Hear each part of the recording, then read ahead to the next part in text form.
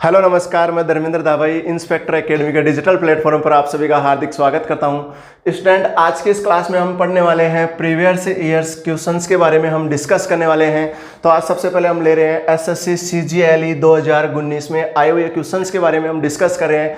तो देखिए, बने रहेगा आप मेरे साथ। आपके सामने पहला ही क्वेश्चन है और पहले क्वेश्चन में आपसे पूछ रहा है कि यदि डिग को 25 के रूप में और कट को 49 के रूप में कूटबंद किया जाता है तो किक को किस प्रकार से कूटबंद किया जाएगा, यह आपसे पूछा जा रहा है। कोडिंग डिकोडिंग का ये क्वेश्चन है। कोडिंग डिकोडिंग में भी आपके पास अंक कोडिंग का ये क्वेश्चन है। देखिए किस प्रकार से इसको सोल्व करना है। हमारे पास सबसे पहले कोड दे रखा है डिग का, और डिग का कोड लिखेंगे हम। कितना दे रखा है? 25।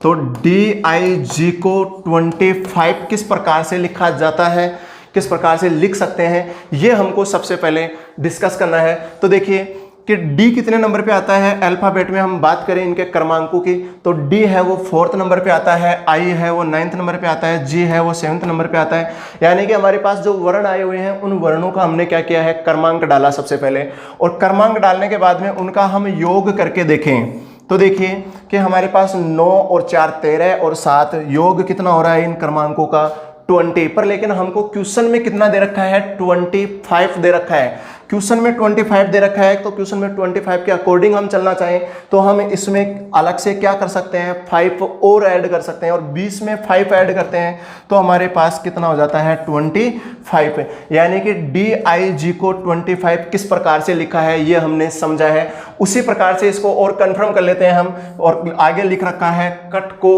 49। देखिए कट के हम क्रमांक डालें तो हमारे पास स्थिति जो आ रही है, कट है वो C 3 नंबर पे, U 21 पे, T है 20 पे, इन सभी का हम क्या कर दें, योग कर दें। तो देखिए 21 20 41 3 44, और 44 हमारे पास दे के रखा है प्रश्न में हमको 49 दे रखा है। यानी कि हमने यहाँ पे भी देखो क्रमांक डालने के बाद में अलग से क्या और ऐड किया था, 5 और ऐड किया था। तो यहाँ पे भी 44 में हम क्या करेंगे, 5 और ऐड करेंगे तो हमारे पास मान क्या आने वाला है, 49। तो हमको यहाँ पे इसमें कोडिंग जो की गई है वो समझ में आ रही है कि दिए गए जो वर्ण हैं उनके हमको क्रमांक डाल करके अलग से और क्या कर देना, हमको 5 और ऐड कर देना है तो हमारे पास दी गई कोडिंग आ जाएगी।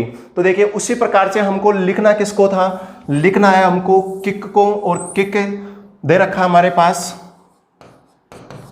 किक के क्रमांक डालें तो 11 + 9 + 3 + 11।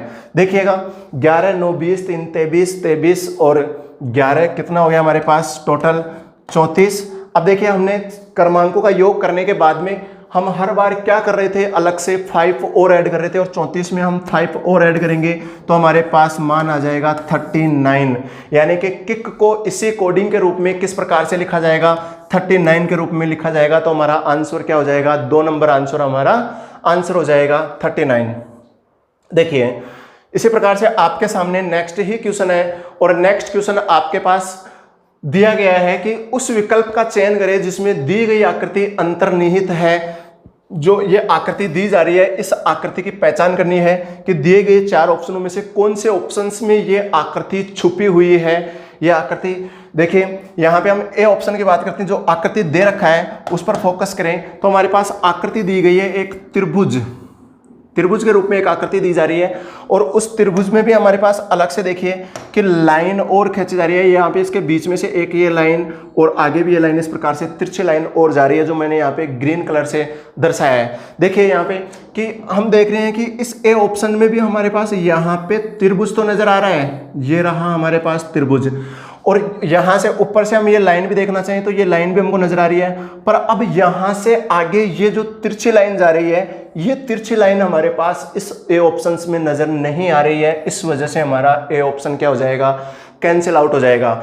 उसी प्रकार से देखिए 2 नंबर ऑप्शन में भी हम बात करें तो यहाँ पे देखिए कि ये त्रिभुज तो हमको इसमें भी बनता हुआ नजर आ रहा है, और ये वाली एक जो खड़ी लाइन थी हमारे पास, स्टैंडिंग लाइन, ये लाइन भी नजर आ रही है, पर यहाँ पे हमारे पास ये तिरछी लाइन इसमें भी नहीं है। तो ये वाला ऑप्शन भी हमारा क्या हो जाएगा, कैंसिल आउट हो जाएगा, 2 नंबर ऑप्शन भी। उसी प्रकार से देखिए आपके पास 3 नंबर ऑप्शन की हम चर्चा करते हैं। तो 3 नंबर ऑप्शन में देखिए कि हमारे पास एक उल्टा त्रिभुज बनना चाहिए सबसे पहले, और हम देख रहे हैं कि यहाँ पे ये वाला देखो उल्टा त्रिभुज नजर आ रहा है क्या आपको, यहाँ से यहाँ तक बिल्कुल उल्टा त्रिभुज बन रहा है। और उसके बाद में एक तिरछी सीधी लाइन, खड़ी लाइन यहाँ पे आनी चाहिए, और उसके बाद में ये नीचे जाकर के तिरछी लाइन जानी चाहिए, और ये इसमें तिरछी लाइन जा रही है। पर लेकिन यहाँ पे जो त्रिभुज बन रहा है, उस त्रिभुज के ऊपर वाली जो यहाँ पे रेखा है, उसके ऊपर भी एक लाइन और है। यहाँ पे देखिए, इस त्रिभुज के ऊपर भी क्या है, ये वाली लाइन और है, जबकि 3 नंबर ऑप्शन में हमारे पास यहाँ पे ये वाली कोई ऐसी लाइन नहीं है। तो हमारा 3 नंबर ऑप्शन भी क्या हो जाएगा, कैंसिल हो जाएगा। देखिए आपके सामने 4 नंबर ऑप्शन, 4 नंबर ऑप्शन की हम बात करते हैं तो सबसे पहले हमारे पास ये त्रिभुज बनना चाहिए। देखिए हम देख रहे हैं 4 नंबर ऑप्शन में भी हमारे पास ये त्रिभुज नजर आ रहा है क्या। यहाँ पे हम बात करें तो ये वाला त्रिभुज हमारे पास एक त्रिभुज बनता हुआ दिख रहा है, और इसमें एक ऊपर से एक सीधी लाइन जानी चाहिए, जो ऊपर वाला जो रेखा थी उसके ऊपर से गुजर रही है, ये वाली एक सीधी रेखा खींची गई है। उसके बाद में वही रेखा नीचे जाकर के देखो इस प्रकार से तिरछी हो रही है, तो यहाँ पे भी ये रेखा इस प्रकार से तिरछी हो रही है यहाँ पे। तो ये वाली आकृति देखो, क्या यही आकृति है क्या। तो ये वाली जो आकृति हम देख रहे हैं, ये कौन से ऑप्शंस में छुपी हुई है, 4 नंबर ऑप्शंस में ये आकृति छुपी हुई है। हमारा आंसर हो जाएगा कौन सा, 4 नंबर हमारा आंसर हो जाएगा। उसी प्रकार से देखिए स्टूडेंट, आपके सामने नेक्स्ट ही क्वेश्चन है, और नेक्स्ट क्वेश्चन आपको दिख रहा है, कागज मोड़ने से रिलेटेड ये क्वेश्चन है, पेपर कटिंग और फोल्डिंग का ये क्वेश्चन है, और इसमें आपसे एक पेपर की कंडीशन दिखा रखा है। देखिए सबसे पहले आपको ध्यान रखना होता है कि इस प्रकार के क्वेश्चनों में यहाँ पे हमारे पास जो ये डॉट लाइन है, डॉट लाइन किसको बताती है हमको, डॉट लाइन जो होती है वो पेपर को फोल्ड करने की कंडीशन को बताती है कि पेपर को कहाँ से किस प्रकार फोल्ड किया जा रहा है। और ये जो एरो का जो साइन आप देख रहे हैं, तीर का निशान जो आप देख रहे हैं, ये फोल्ड करने की डायरेक्शन को दर्शाता है। और साथ में आप देखिए कि जो मोटी लाइन होती है, ये मोटी लाइन है, ये किसको दर्शाती है, पेपर की बाउंड्री को दर्शाती है। तो यहाँ पे देखिए कि ये डॉट लाइन है, यहाँ से इस पेपर को क्या कर दिया गया है, फोल्ड कर दिया गया है। फोल्ड करने के बाद में अंतिम जो स्थिति देखते हैं हम, तो हमारे पास ये वाली स्थिति नजर आ रही है। देखिए ये वाली कंडीशन हमारे पास, फोल्ड करके काटने के बाद में ये वाली सिचुएशन हमारे पास शेष रह रही है। अब देखिए इसको हमने एक बार तो क्या किया है, कोने से फोल्ड किया है, उसके बाद में उसको साइड से फोल्ड कर रखा है। इस प्रकार से इसको क्या किया जा रहा है, फोल्ड किया जा रहा है। देखिए जब भी इस पेपर को हम ऊपर से नीचे की ओर फोल्ड करते हैं या नीचे से ऊपर की ओर फोल्ड करते हैं, तो उस पर कोई भी आकृति काट दी जाती है, तो उस आकृति को खोलने पर, उस पेपर को खोलने पर उस आकृति में किसका रूल चलता है, जल प्रतिबिंब का रूल चलता है। और जल प्रतिबिंब का नियम कहता है कि ऊपर वाला भाग नीचे चला जाता है, नीचे वाला भाग ऊपर आ जाता है, लेफ्ट पार्ट लेफ्ट ही रहता है, राइट पार्ट राइट ही रहता है। तो इस प्रकार से देखिए कि इसको हम ऊपर की ओर खोलेंगे इसी पेपर को, तो हमारे पास कंडीशन किस प्रकार से आने वाली है कि ये जो लाइन है हमारे पास, यहाँ से ये जो कट है, ये तिरछी लाइन, ये यहाँ से इस प्रकार से इधर तिरछी लाइन जाने वाली है। और यहाँ पे ये जो तिरछी लाइन आपको दिख रही है यहाँ से, ये भी इस तरफ क्या जाने वाली है, कट तिरछी लाइन जाने वाली है। फिर देखिए ये थोड़ी सी यहाँ पे सीधी लाइन हो रही है, तो ये भी यहाँ पे सीधी, और आगे देखिए कोना कटा हुआ है, तो ऊपर से भी ये वाला कोना कटा हुआ प्राप्त होगा। फिर यहाँ पे भी देखिए ये थोड़ी सीधी लाइन है, उसके बाद में ये कोना कटा हुआ है ये वाला, और उसके बाद में ये इसमें आकर के मिल रहा है। इस प्रकार से आकृति बन रही है आपके सामने। तो देखिए इसी आकृति को अब इस तरफ साइड में हम खोलेंगे, साइड में खोलेंगे तो हमारे पास ये जो सिचुएशन है, ये वाली स्थिति, ये इस प्रकार से इस तरफ कंप्लीट हो जाएगी। और ये जो कट इधर जा रही है, ये इस तरफ भी क्या आ जाएगी, इस तरफ आने वाली है, लेफ्ट साइड की ओर। ये जो कट दिख रहे हो आप, ये भी इस तरफ लेफ्ट साइड की ओर इस प्रकार से आने वाली है। देखिए यहाँ पे दोनों जगह पे आपके पास, यहाँ पे भी ये सीधी लाइन है, यहाँ पे भी ये सीधी लाइन है, तो यहाँ पे हमारे पास इस पेपर की ये लाइन भी सीधी होगी, और ऊपर से भी ये लाइन भी क्या होगी, सीधी होगी। उसके बाद में हम देख रहे हैं कि ये दोनों साइड वाले जो कोने हैं वो कटे हुए हैं, तो इधर भी हमारे पास ये दोनों साइड वाले कोने हैं वो क्या हो जाएंगे, कटे हुए प्राप्त होंगे। उसके बाद में देखिए कि ये जो स्थिति आप देख पा रहे हैं, ये वाली स्थिति डिट्टो यहाँ पे आने वाली है। तो देखिए ये कंडीशन इस प्रकार से यहाँ पे बनने वाली है आपके पास, ये वाली स्थिति। अब आप ऐसे आकृति देखिए कि ऐसा कौन सा ऑप्शन आपको नजर आ रहा है, ऐसा कौन सा ऑप्शन आपको नजर आ रहा है। ए ऑप्शन की हम बात करें तो देखिए ए ऑप्शन में हमारे पास ये लाइन बिल्कुल सीधी आ रही है, कहीं पे भी इसमें कोई कट नहीं लगाया गया है, जबकि हमारे पास हम देख रहे हैं कि पेपर में तो यहाँ पे क्या लगा दिया गया था, कट लगा दिया गया था। इस वजह से हमारा ए ऑप्शन क्या हो गया है, कैंसिल आउट हो गया है। देखिए 2 नंबर ऑप्शन की हम बात करें तो 2 नंबर ऑप्शन में देखिए हमारे पास ना तो ऊपर वाले इस कोने को काटा जा रहा है, ना ही नीचे वाले इस कोने को काटा जा रहा है, दोनों ही कोनों को नहीं काटा जा रहा है। जबकि हमारे पास हम देख रहे हैं आकृति में तो जब पेपर को फोल्ड करने के बाद में काटा गया था, तो सभी कोनों को क्या कर दिया गया था, काट दिया गया था। तो ये 2 नंबर ऑप्शन में हमारा क्या हो जाएगा, कैंसिल हो जाएगा। 3 नंबर ऑप्शन की हम बात करें, देखो बाहर से तो सभी कोने हमको काटे हुए नजर आ रहे हैं, पर लेकिन जो सेंटर में जो हमारे पास आकृति बनी हुई है, देखिए सेंटर में हमारे पास इस प्रकार से एक क्या बनने वाला है, स्क्वायर बनने वाला है, जबकि हमारे पास इस आकृति में तो क्या बना रखा है, रेक्टेंगल बना रखा है। तो यह आकृति भी हमारे पास क्या हो जाएगी, कैंसिल आउट हो जाएगी। उसी प्रकार से देखिए आप 4 नंबर ऑप्शन आप देख पा रहे हैं, 4 नंबर ऑप्शंस में हम क्या हमारे पास ऐसी ही आकृति नजर आ रही है क्या, देखिए इसके भी सभी कोने हमारे पास कटे हुए हैं, बीच में क्या आ रहा है, स्क्वायर आ रहा है, सभी कोने हमारे पास कटे हुए हैं, बीच बीच में भी कट लगी हुई है और बीच में क्या रखा है, स्क्वायर आ रखा है। तो हमारा कौन सा आंसर हो जाएगा, 4 नंबर ऑप्शन हमारा आंसर हो जाएगा। तो इस प्रकार से स्टूडेंट कोई भी आपके सामने पेपर फोल्डिंग से रिलेटेड कोई क्वेश्चन आता है तो आप उसमें जल प्रतिबिंब दर्पण प्रतिबिंब के रूल लगा करके भी आप आंसर कर सकते हो। देखिए आपके सामने नेक्स्ट ही क्वेश्चन है और नेक्स्ट क्वेश्चन है ये आकृतियों की श्रृंखला से रिलेटेड क्वेश्चन पूछा जा रहा है आपको। इसमें आकृतियों की एक श्रृंखला दी जा रही है, सीरीज दी जा रही है और आगे क्वेश्चन मार्क दे रखा है। आपको बताना है कि यहाँ पे कौन सी आकृति आने वाली है, जो पिछले जो आकृतियों का क्रम चल रहा है उसी क्रम को आगे बढ़ाया जाए। तो देखिए सबसे पहले हम 1 नंबर आकृति की बात करते हैं। 1 नंबर आकृति, यहां पे हमारे पास 1 नंबर और 2 नंबर दोनों में आप कंपैरिजन कीजिए कि क्या परिवर्तन किया गया है। देखिए हम देख रहे हैं कि 1 नंबर में हमारे पास ये 2 तिरछी लाइनें थी और एक क्या है हमारे पास स्लिपिंग लाइन है। इन दोनों तिरछी लाइनों को क्या कर दिया गया है, 90 डिग्री हमारे पास रोटेट कर दिया गया है। जो तिरछी लाइन इस प्रकार से जा रही थी उस तिरछी लाइन को 90 डिग्री रोटेट करके इस प्रकार से तिरछी कर दिया गया है। यही परिवर्तन हो रहा है और कोई भी नई लाइनें नहीं आई हुई हैं। जबकि अब 2 नंबर से 3 नंबर में चलते हैं तो 3 नंबर में देखिए उन्हीं लाइनों को वापस 90 डिग्री क्या कर दिया गया है, क्लॉकवाइज रोटेट किया जा रहा है। 2 नंबर से 3 नंबर में चलते हैं तो, और एक लाइन और बढ़ा दी गई है। एक लाइन हमारे पास तिरछी रेखा है, तिर्यक रेखा है, उसकी भी एक लाइन बढ़ा रहा है और साथ में हमारे पास जो स्लिपिंग लाइन थी, आडी रेखा थी, उसकी भी क्या कर रहा है, एक लाइन और बढ़ा रहा है।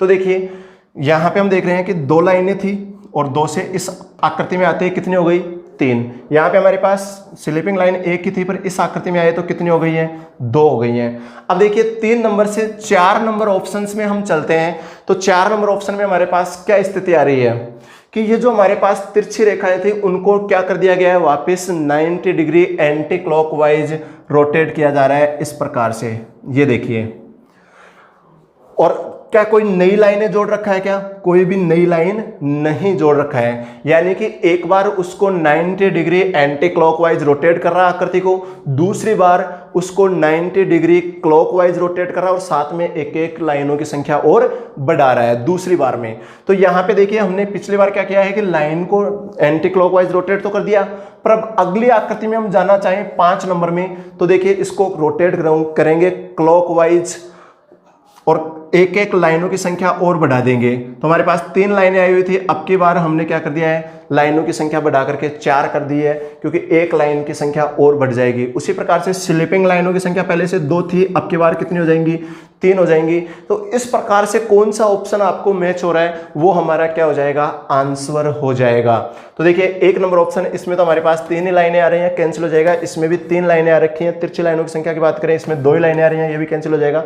इसमें देखिए हमको कितनी लाइनें नजर आ रही हैं, 1 2 3 और 4 लाइनें नजर आ रही हैं। साथ में हमारे पास जो स्लिपिंग लाइनों की संख्या थी वो भी कितनी होनी चाहिए, 3 होनी चाहिए। तो इसमें देखिए आप 1 2 और स्लिपिंग लाइनों की संख्या भी कितनी नजर आ रही है, 3 नजर आ रही है। तो हमारा आंसर कौन सा हो जाएगा, 4 नंबर ऑप्शन हमारा आंसर हो जाएगा।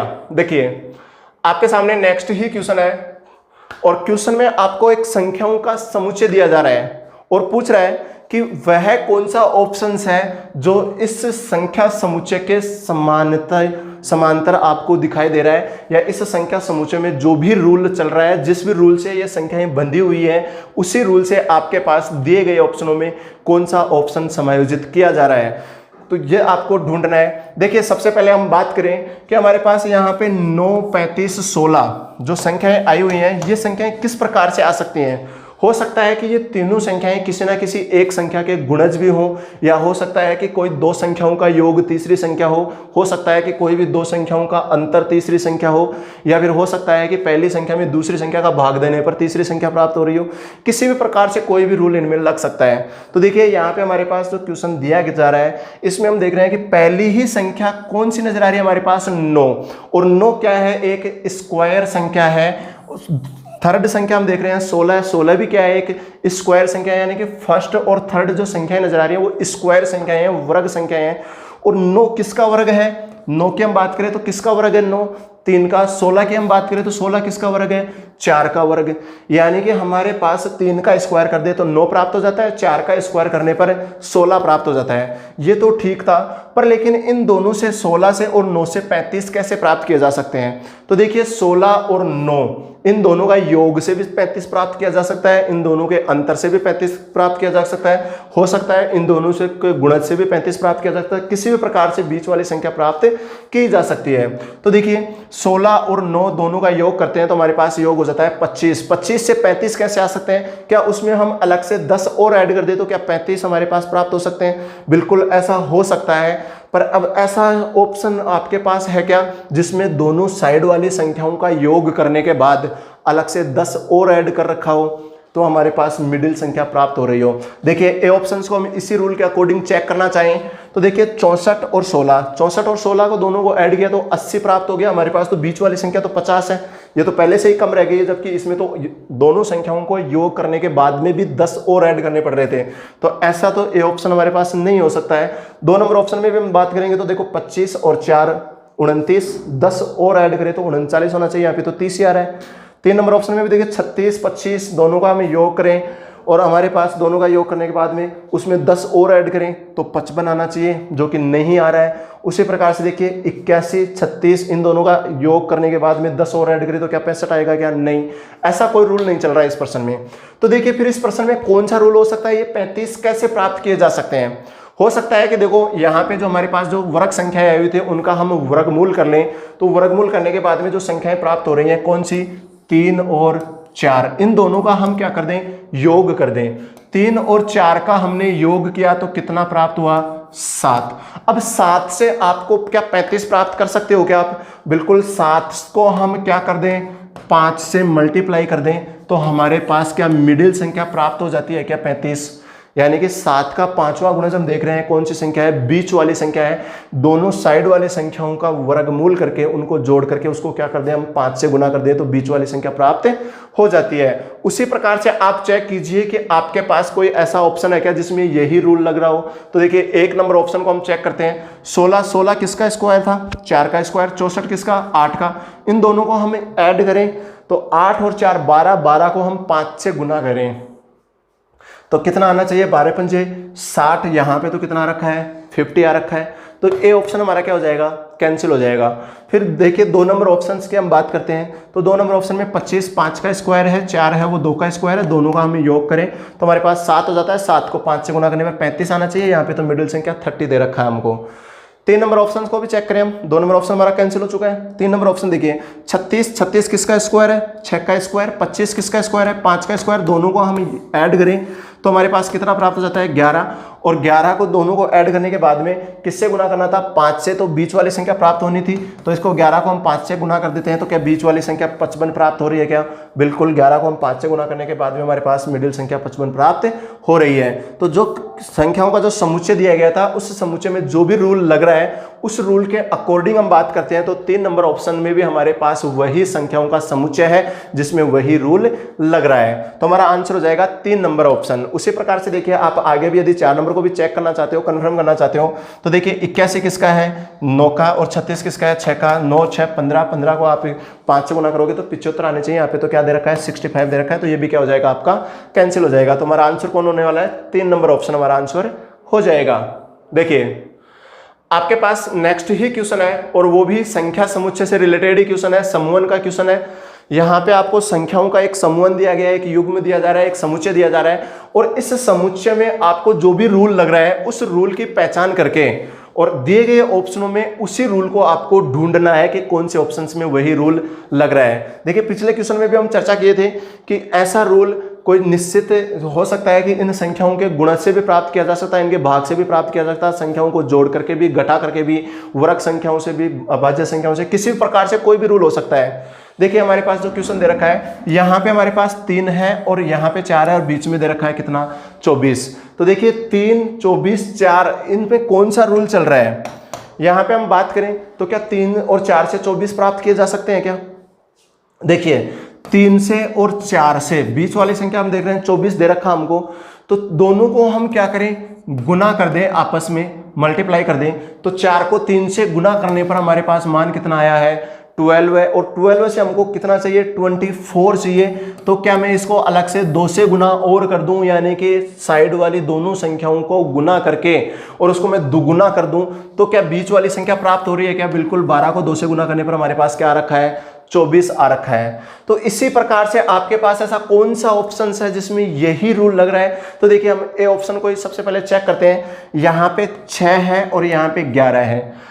हमने देखा था कि साइड वाली दोनों संख्याओं को सबसे पहले हमने क्या किया, गुना किया, और यहाँ पे 11 को और 6 को गुना करने पर क्या मान आ रहा है, 66 आ रहा है, जबकि मिडिल संख्या तो यहाँ पे 35 दे रखा है। ये वाला ऑप्शन क्या हो जाएगा, गलत हो जाएगा। हमको तो साइड वाली दोनों संख्याओं को मल्टीप्लाई करने के बाद में उसको दुगुना और करना था।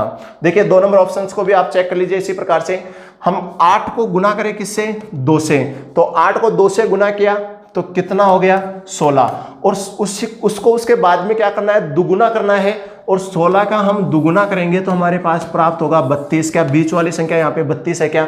नहीं। तो आपका 2 नंबर ऑप्शन भी क्या हो जाएगा, कैंसिल आउट हो जाएगा। इसमें भी ये वाला रूल लागू नहीं हो रहा है। उसी प्रकार से देखिए आप 3 नंबर ऑप्शन के बारे में डिस्कस कीजिए।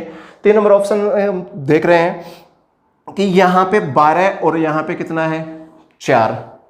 देखिए 12 और 4 इन दोनों को हम आपस में मल्टीप्लाई करें तो हमारे पास स्थिति क्या आ रही है, 12 चौके 48, और उसका दुगुना करें हम, 48 का दुगुना करेंगे तो कितना आने वाला है, 96, जबकि हमारे पास मिडिल संख्या तो क्या दे रखा है, 84। 3 नंबर ऑप्शन में हमारा क्या हो रहा है, उस रूल के अकॉर्डिंग नहीं चल रहा है। 3 नंबर ऑप्शन में हमारा क्या हो जाएगा, कैंसिल हो जाएगा। आप देखिए क्या 4 नंबर ऑप्शन में भी आपके पास वो रूल लग रहा है क्या? 4 नंबर ऑप्शन जिसमें हम साइड वाले दोनों संख्याओं को क्या करें, आपस में मल्टीप्लाई करें। तो देखो 9 चौक 36, और उसको क्या करना है, साइड वाली दोनों संख्याओं को मल्टीप्लाई करने के बाद में उसको दुगुना करना है। तो मल्टीप्लाई किया 36 आ गया, उसको दुगुना किया तो 36 का दुगुना कितना हो गया, 72, 72। तो क्या हमारे पास मिडिल संख्या 72 दे रखा है क्या? बिल्कुल। हमारे पास जो संख्याओं का समुच्चय दे रखा था उसमें जो रूल चल रहा था वही रूल हमारे पास 4 नंबर ऑप्शंस में भी चल रहा है। साइड वाली दोनों संख्याओं को आपस में गुना करके दुगुना करने पर बीच वाली संख्या प्राप्त हो रही है। तो इस प्रकार से हमारा आंसर हो जाएगा 4 नंबर ऑप्शंस। देखिए आपके सामने ऐसा ही नेक्स्ट क्वेश्चन है, और नेक्स्ट क्वेश्चन में आपको दे रखा है कि निम्नलिखित 4 अक्षर समूह में से 3 अक्षर समूह किसी प्रकार से एक समान है। उस अक्षर समूह का चयन कीजिए जो असमान है, भिन्न है, उसकी हमको पहचान करनी है। देखिए क्लासिफिकेशन का ये यहाँ पे क्वेश्चन देख रहे हैं आप, और ये क्लासिफिकेशन में भी हम बात करें तो ये अल्फाबेट क्लासिफिकेशन का ये क्वेश्चन है। देखिए जिसमें हमारे पास 3 ऑप्शन किसी ना किसी प्रकार से एक समान, एक रूल के अकॉर्डिंग वो जुड़े हुए हैं। एक ऑप्शन ऐसा है जो उस रूल की पालना नहीं कर रहा है। देखिए सबसे पहले आपके पास कोई भी अल्फाबेट क्लासिफिकेशन का क्वेश्चन आता है तो सबसे पहले आप उसमें अल्फाबेट के क्रमांक डालिए, और इसमें हम क्रमांक डालें तो सी कितने पे, 3 पे, 6 पे, 9 पे और ये 12। यानी कि हम देख रहे हैं 3, 6, 9, 12 जो अगला वर्ण प्राप्त हो रहा है वो निश्चित अंतराल के बाद प्राप्त हो रहा है। इसमें भी आप देखिए जी है वो कितने पे आता है, 7 पे, H 8, I 9, J 10। इसमें भी हम देख रहे हैं कि अगला वर्ण 7 के बाद में 8 आ रहा है, 8 के बाद में 9, 9 के बाद में 10, यानी कि निश्चित अंतराल के बाद अगला वर्ण प्राप्त हो रहा है। और वो जो क्रम है वो शुरू से लास्ट तक क्या है, इक्वल है, सेम है। देखिए उसी प्रकार से 3 नंबर ऑप्शन को भी हम चेक कर सकते हैं कि M 13 पे आता है, O 15 पे आता है, Q 17 पे आता है, S 19 पे आता है। आप देख रहे हैं कि क्या इसमें भी आपके पास वो जो क्रम है वो क्या सेम नजर आ रहा है क्या आपको, और यहाँ पे भी देख रहे हैं हम कि उसमें भी +2 और +2 बिल्कुल एक निश्चित क्रम में ये संख्याएं बढ़ रही हैं आगे, ये वर्ण निश्चित क्रम में आगे बढ़ रहे हैं। जबकि 4 नंबर ऑप्शन भी आप चेक कीजिए, P 16 नंबर पे आता है, S 19 पे आता है, U 21 पे आता है, X है वो 24 पे आता है। अब देखिए इसमें 16 से 19 पर गए तो प्लस कितना किया, 3 प्लस किया। अब 19 से 21 पर जाएंगे तो हमने प्लस कितना किया है, 2 प्लस किया। 19 से 21 पर गए, 19 से किस पर गए, 21 पर गए तो प्लस कितना कर दिया, 2 प्लस कर दिया। यहीं पे हमारे पास क्या हो चुका है, क्रम चेंज हो चुका है। फिर 21 से 24 पे गए तो फिर +3 किया।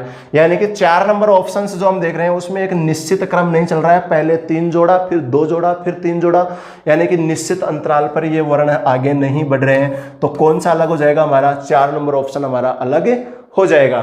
देखिए इसी प्रकार से आपके सामने नेक्स्ट क्वेश्चन है, और नेक्स्ट क्वेश्चन में आपको एक संख्याओं का समूह दिया जा रहा है, संख्या, और आपको बताना है कि उस असमान संख्या का चयन करना है। यहाँ पे 4 ऑप्शन आपको दिए जा रहे हैं।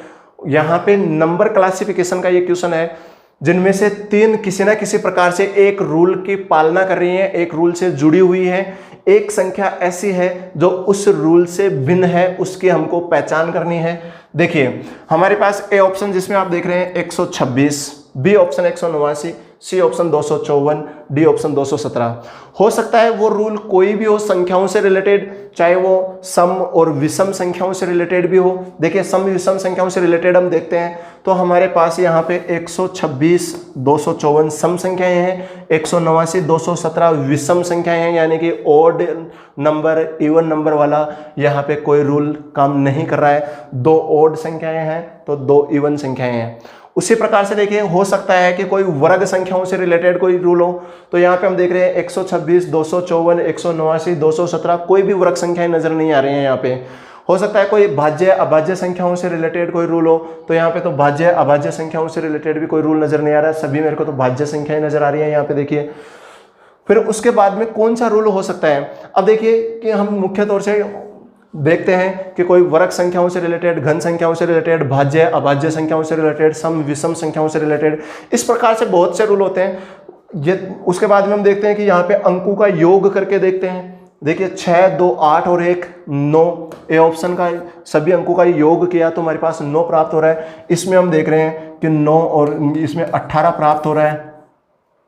फिर हमारे पास देखिए इसमें 3 और 7 10 प्राप्त हो रहा है, यानी कि अंकों से रिलेटेड भी कोई निश्चित रूल नहीं चल रहा है। 9, 18, 10 इसका भी हम योग करना चाहें तो देखिए 11 प्राप्त हो रहा है। निश्चित प्रकार से कोई ऐसा कोई रूल, निश्चित रूल नहीं आ रहा है। तो फिर कौन सा रूल हो सकता है? हो सकता है कि हमारे पास जो संख्याएं आई हुई हैं कि उन्हीं संख्याओं को आपस में किसी ना किसी प्रकार से चेंज करके लिखा जा रहा हो, या हो सकता है कि शुरुआती 2 संख्याओं से अगली तीसरी संख्या को लिखा जा रहा हो, या फिर हो सकता है कि अंतिम 2 से शुरुआती प्रथम संख्या को लिखा जा रहा हो। किसी ना किसी प्रकार से कोई ना कोई भी रूल हो सकता है। तो देखिए यहाँ पे हमारे पास जो क्वेश्चन हम देख रहे हैं कि इसमें 12, 6, 126 में देखो मैं टुकड़े करके इसको पढ़ता हूँ, अलग अलग पार्टों में इसको पढ़ूं तो यहाँ पे 1, 2, 6 और 1, 2, 6 यानी कि 12 और आगे 6, यानी कि जो तीसरा जो अंक है उसी का देखो 12 क्या है, गुणज है, कि मैं इस 6 को क्या कर दूं, मल्टीप्लाई कर दूं। देखिए इसी का गुणज कौन प्राप्त हो रहा है, शुरुआती जो संख्या है 12 प्राप्त हो रही है इस प्रकार से।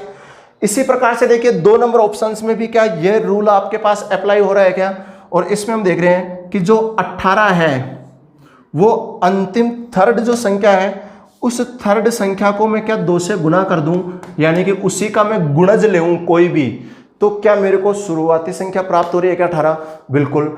उसी प्रकार से देखिए कि 3 नंबर ऑप्शंस में यहाँ पे जो शुरुआती संख्या है ये 4 है, इस 4 का मैं क्या कर लूं, कोई भी गुणज लेना चाहूं तो मेरे को क्या प्राप्त होना चाहिए, 25 प्राप्त होना चाहिए। क्या मेरे को 4 के गुणज में कभी 25 आता है क्या? नहीं, 4 के गुणज में कभी भी 25 नहीं आता है। इस ऑप्शंस में ऐसा कोई रूल नहीं लग रहा है जिसमें कि थर्ड संख्या का गुणज शुरुआती 2 संख्याएं हो, 2 नंबर हो। आगे देखिए क्या इसमें भी वो रूल लग रहा है क्या, और बिल्कुल हम देख रहे हैं कि इसमें हमारे पास संख्या कौन सी है, 21। अब 21 क्या होना चाहिए, अंतिम जो थर्ड संख्या है उस संख्या का गुणज होना चाहिए। क्या 7 का गुणज 21 है क्या? और 7 का गुणज हम बात करते हैं 3, 7 का तीसरा गुणज क्या है, 21 है। तो हमारे पास कौन सी संख्या अलग हो रही है? 3 नंबर ऑप्शन हमारा आंसर हो जाएगा कि 3 नंबर ऑप्शन ऐसा है कि हमारे पास ये जो अन्य ऑप्शन से एक निश्चित रूल से जुड़े हुए हैं कि अंतिम वाला अंक का गुणज प्रथम दोनों अंक हैं। देखिए जैसे कि 6 का गुणज 12 है, 9 का गुणज 18 है, 7 का गुणज 21 है, उसी प्रकार से 4 का गुणज यहाँ पे 24 होता या 28 होता तो हमारे पास इन्हीं के इक्वल हो जाता, पर यहाँ पे क्या आ रहा है, 25 आ रहा है। इस वजह से हमारा कौन सा 3 नंबर ऑप्शन है वो इन चारों से अलग हो जाएगा और आंसर हो जाएगा 3 नंबर।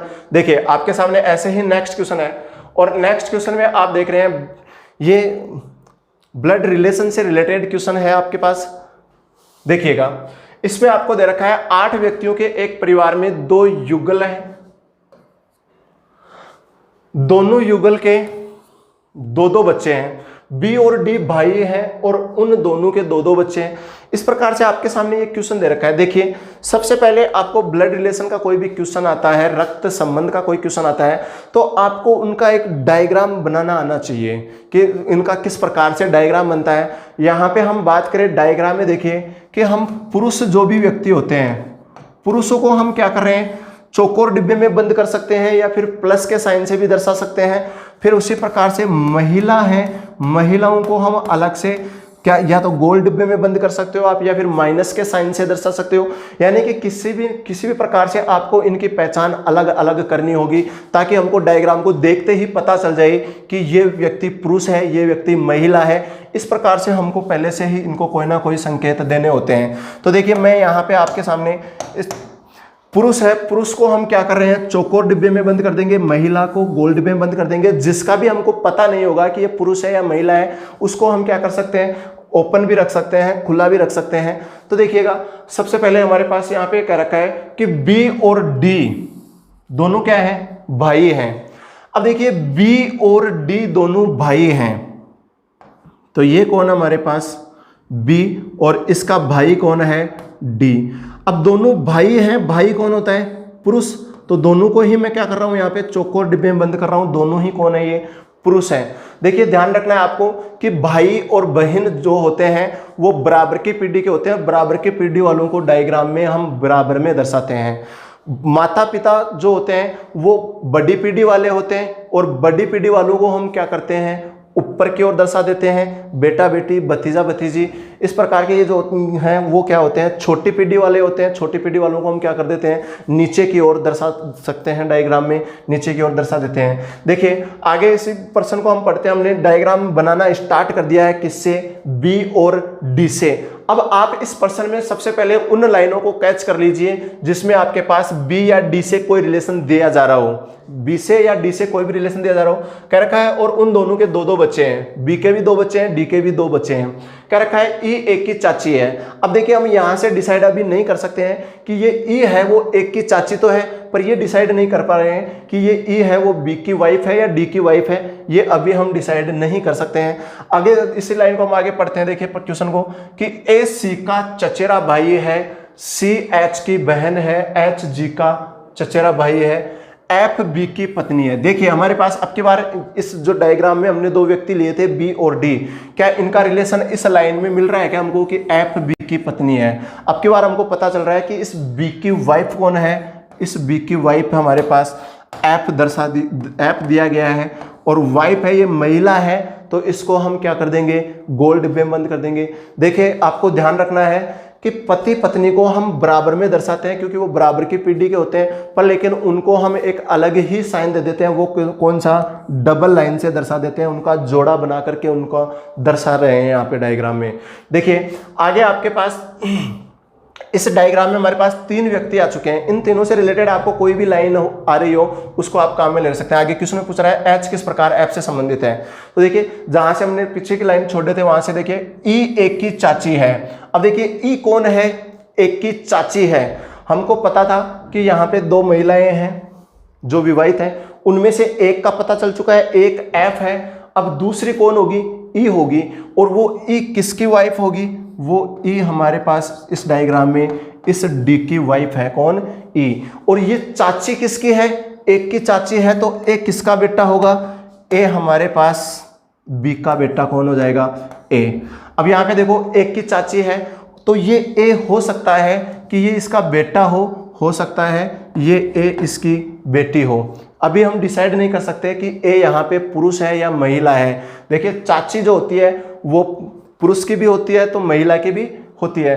अगली लाइन को हम देखते हैं कि ए सी का चचेरा भाई है। ए कौन है, सी का चचेरा भाई है। अब ए भाई है चचेरा, इसका मतलब ये कौन है, पुरुष है। और किसका चचेरा भाई है, सी का। अब सी को कहां पे दर्शाएं, इस डी के नीचे सी को दर्शा दे तो हमको पता है कि सी का पिता कौन हो जाएगा, डी, और उसका चाचा कौन हो जाएगा, बी, और बी का बेटा कौन हो जाएगा, ए, जो इसका क्या लगेगा, चचेरा भाई लगेगा। फिर आगे कह रहा है कि सी एच की बहन है। अब ये सी कौन है, ये बहन है किसकी, एच की। अब देखो बहन है तो बराबर में सिंगल लाइन से दर्शाएंगे और गोल डिब्बे में बंद कर देंगे महिलाओं को, ठीक है। आगे अगली लाइन में दे रखा है कि एच जी का चचेरा भाई है। एच क्या है, जी का चचेरा भाई है। अब देखिए एच भाई है तो इसको पुरुष है, चौकोर डिब्बे में बंद कर देंगे। किसका चचेरा भाई है, जी का। तो जी कहाँ पे, यहाँ पे तो नहीं दर्शा सकते क्योंकि यहाँ पे तो ये उसका सगा भाई हो जाएगा। अब वो चचेरा भाई है तो इसका चाचा कौन है, बी, और बी का बेटा या बेटी कौन होगा, जी। तो जी को कहाँ पे दर्शाएंगे, यहाँ पे। अब देखिए हमको अभी ये पता नहीं है कि जी यहाँ पे पुरुष है या महिला है। आगे हम पढ़े प्रश्न को, तो आगे कह रहा है एच जी का चचेरा भाई है, एफ बी की पत्नी है। ये लाइन हम पहले ही काम में ले चुके हैं। आगे क्वेश्चन में पूछा जा रहा है आपको कि एच किस प्रकार एफ से संबंधित है। प्रश्न में पूछा जा रहा है कि एफ किस प्रकार, एच किस प्रकार एफ से। देखिए स्टूडेंट, ऐसे प्रश्नों में ब्लड रिलेशन का कोई भी क्वेश्चन आए जिसमें आपके पास जिसके भी आगे से लगा होता है वहीं से आपको क्या करना होता है, आंसर देना होता है। जिसके आगे से लग रहा है वहां पे आप स्वयं जाकर के बैठ जाइए और वहां पे अपने अकॉर्डिंग रिलेशन आप क्रिएट कर सकते हैं। तो देखिए कि एफ से क्वेश्चन में पूछा जा रहा है, एफ से किसको देखना है, एच को। और ये हमारे पास ये एफ रहा और यहां से हमको देखना है किसको, एच को। ये एच रहा। अब यहां से आप देखिए और ये एच क्या नजर आ रहा है आपको, एफ से देखा तो बी कौन है, हमारा पति है, और ये पति का कौन है, भाई। अब पति का भाई क्या लगेगा, देवर या फिर जेठ। पर लेकिन हमारे पास ध्यान रखना रीजनिंग में एक ही शब्द काम में लिया जाता है, वो होता है देवर। देखिए यहाँ पे आगे भी हम बात करें तो आगे हमने देखा कि ये पति के भाई का एच कौन है, बेटा है। तो अब पति के भाई का बेटा क्या लगेगा, भतीजा। तो एफ से एच का क्या रिलेशन आ रहा है, भतीजा हमारा क्या हो जाएगा, आंसर हो जाएगा। ऐसा ऑप्शन हमारे पास कौन सा है, ए ऑप्शन हमारा आंसर हो जाएगा। इस प्रकार से ब्लड रिलेशन का कोई भी क्वेश्चन आए तो आप आसानी से डायग्राम बना सकते हो। डायग्राम में आपको कुछ बातों का ध्यान रखना होता है कि पुरुष और महिलाओं को आप अलग से इंडिकेट कीजिए। जो हमको पता नहीं चल रहा है पुरुष महिलाओं का, उनको आप ओपन रहने दीजिए। बड़े पीढ़ी वालों को ऊपर, छोटी पीढ़ी वालों को नीचे, बराबर की पीढ़ी वालों को बराबर में दर्शा देते हैं, पति पत्नी को डबल लाइन से दर्शा देते हैं। तो हम आसानी से डायग्राम बना सकते हैं और आंसर दे सकते हैं। देखिए आपके सामने नेक्स्ट ही क्वेश्चन है। नेक्स्ट क्वेश्चन के बारे में चर्चा कर रहे हैं। नेक्स्ट क्वेश्चन हमारे पास प्रॉपर ऑर्डर का ये क्वेश्चन है। सार्थक क्रम हमको दर्शाना है। यहाँ पे कुछ शब्द दिए जा रहे हैं। देखिए ये जो शब्द दिए जाते हैं ये किसी भी प्रक्रिया से रिलेटेड हो सकते हैं। हो सकता है कि ये किसी भी व्यक्ति का डेली रूटीन से रिलेटेड वर्ड हो, या फिर हो सकता है कि किसी भी प्रोसेसिंग से रिलेटेड कोई भी वर्ड हो सकते हैं। जैसे कि हमारे पास यहाँ पे वर्ड जो दिए जा रहे हैं, खरीदना, भोजन, बाजार, सब्जियां और पकाना, इस प्रकार के यहाँ पे वर्ड दिए जा रहे हैं। तो इन वर्डों को देख करके हमको पता चल रहा है कि ये सब्जी पकाने से रिलेटेड, सब्जी बनाने से रिलेटेड ये प्रोसेसिंग के वर्ड हैं कि जो सब्जी तैयार करते हैं तो उसमें फर्स्ट टाइम कहाँ से लेकर के कहाँ तक किस प्रकार की प्रोसेसिंग होती है, ये सब हमको यहाँ पे देखने हैं। तो देखिए सबसे पहले हम क्या करते हैं कि सबसे पहला काम हम बाजार जाते हैं। सबसे पहला काम क्या करेंगे, बाजार जाएंगे और बाजार जाने के बाद में सब्जियां। अब देखिए बाजार में भी क्या होगा कि सब्जी वाला जो कोई बाजार है या सब्जियों से रिलेटेड कोई स्थान है वहां पे जाएंगे, यानी कि सब्जियों वाले बाजार में जाएंगे 4 नंबर। उसके बाद में और फिर वहां से क्या करेंगे, हम सब्जियों को खरीदेंगे, यानी कि फिर हमारे पास कौन होने वाला है 1 नंबर। और सब्जी खरीदने के बाद में हम क्या करेंगे, उसको पकाएंगे। और पकाना कितने नंबर पे दे रखा है, 5 नंबर पे। उसके बाद में पकने के बाद में हम क्या करेंगे, भोजन करेंगे। तो सबसे अंत में कौन आने वाला है, 2 नंबर। आप ऐसा ऑप्शन से देख लीजिए जिसमें 3 4 1 5 2 का क्रम हो। तो हमारे पास देखिए 3 5 1 5 3 4 1 5 2 का क्रम कौन से ऑप्शन में दे रखा है, 4 नंबर ऑप्शन हमारा राइट आंसर हो जाएगा। इस प्रकार से ये सार्थक क्रम के जो भी क्वेश्चन आते हैं उनको आप आसानी से हल कर सकते हो। देखिए आपके पास नेक्स्ट ही क्वेश्चन है और नेक्स्ट क्वेश्चन आप देख रहे हैं वेन डायग्राम से रिलेटेड ये क्वेश्चन है। और वेन डायग्राम से रिलेटेड हम पहले पढ़े भी थे, विस्तृत जानकारियां पढ़ चुके हैं इनकी, हम अलग अलग टाइप वाइज टाइप पढ़े थे वेन डायग्राम को। तो किसी भी स्टूडेंट को कोई दिक्कत आए वेन डायग्राम से रिलेटेड तो आप पिछली क्लास के वीडियोस देख सकते हैं। तो देखिए हमको दिया गया है कि चाचा, रिश्तेदार और धनी 3 शब्द दे रखा है। इन तीनों शब्दों के बारे में हमको इनकी प्रकृति का पता होना चाहिए, इनकी क्या विशेषताएं होती हैं, ये किस प्रकार से एक दूसरे से समायोजित होते हैं, इन सब जानकारियों का हमको पहले से पता होना चाहिए। तो देखिए यहाँ पे हमारे पास जो शब्द दिए जा रहे हैं, चाचा, रिश्तेदार। अब देखिए चाचा का रिश्तेदार से क्या रिलेशन है, कि हमको पता है कि सभी के सभी चाचा जो होते हैं वो सब के सब क्या होते हैं, रिश्तेदार होते हैं। जो चाचा ही बन गया तो वो कन्फर्म है कि वो क्या बन गया है, रिश्तेदार बन चुका है। तो यानी कि सभी के सभी चाचा क्या होते हैं, रिश्तेदार होते हैं। जितने भी चाचा हैं वो सब के सब क्या हैं, रिश्तेदार हैं। तो चाचा किसके अंदर आएगा, रिश्तेदारों के अंदर कौन आने वाला है, चाचा आने वाला है। आप देखिए कि ये ऐसा डायग्राम हमारे पास क्या आ रहा है, एक दूसरे में समाहित डायग्राम आ रहे हैं। तो एक दूसरे में ये तो कुछ वाला रिलेशन बता रहा है, ये भी कुछ वाला रिलेशन बता रहा है। 1 नंबर और 2 नंबर ऑप्शन तो आपके वैसे ही कैंसिल हो जाएंगे। अब 3 नंबर और 4 नंबर ऑप्शंस को भी आप देखना चाहो तो देखिए आगे हमारे पास थर्ड जो वर्ड आया हुआ है वो आया हुआ है धनी, धनवान, धनी जो शब्द आ रखा है, इसका हम रिलेशन इन दोनों से संबंध देखना चाहें, चाचा से और रिश्तेदार से। तो देखिए क्या कोई भी चाचा है वो धनी नहीं हो सकता, या फिर कुछ चाचा धनी हो सकते हैं, या फिर सभी चाचा हैं वो धनी होते हैं। देखिए तो हमको पता चलता है कि कुछ चाचा क्या होते हैं, धनी होते हैं। जबकि 3 नंबर ऑप्शंस में तो देखिए इसको हम चाचा मानते हैं और ये रिश्तेदार और ये धनी। तो हमारे पास क्या हो रहा है कि कोई भी चाचा क्या नहीं होता है, धनी नहीं होता है। जबकि प्रकृति के अनुसार या इनकी विशेषताओं के अनुसार ऐसा कोई निश्चित नहीं होता है कि कोई भी चाचा धनवान नहीं होता है। तो हमारा 3 नंबर ऑप्शन भी क्या हो जाएगा, कैंसिल हो जाएगा। 4 नंबर ऑप्शन हमारा क्या हो जाएगा, आंसर हो जाएगा। और 4 नंबर ऑप्शन में देखिए सबसे अंदर ही अंदर ये वाला कौन है, चाचा। और सभी चाचा जो होते हैं वो सबके सब क्या होते हैं, रिश्तेदार होते हैं। ये सबके सब कौन है, रिश्तेदार है। और ये वाला जो डायग्राम आपको दिख रहा है ये सब के सब कौन है, ये धनी लोग हैं, धनवान लोग हैं। ये कौन है, धनी। अब इसकी व्याख्या करेंगे किस प्रकार से कि कुछ चाचा हैं वो धनी होते हैं या कुछ धनी चाचा होते हैं। चाचा सभी रिश्तेदार होते हैं, कुछ रिश्तेदार भी धनी होते हैं। इस प्रकार से हमारे पास इस डायग्राम की व्याख्या होगी और हमारा आंसर सही होगा कौन सा, 4 नंबर ऑप्शन हमारा आंसर सही हो जाएगा।